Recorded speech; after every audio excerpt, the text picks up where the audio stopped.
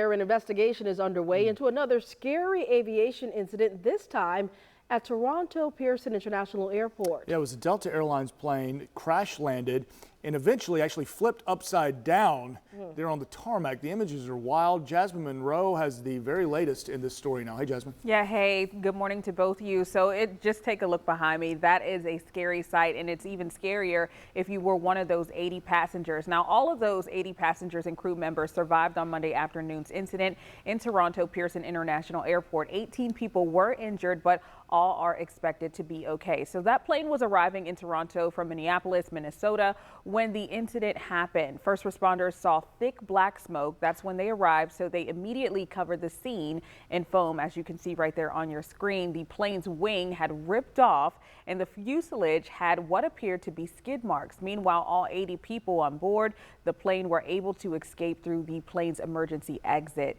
Airport leadership say that the quick actions of first responder is likely what saved the lives.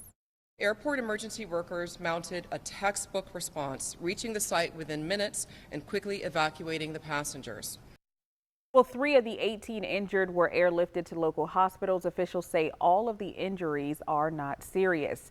Now, all attention is turning to the investigation. Investigators say that they have to figure out how and why this plane lost the wing on landing, then flipped over and spilled jet fuel onto the runway. Officials say that the runway was dry. There were no crosswind conditions at the time of the crash, and NBC's aviation analysts say that wind may still have been a factor.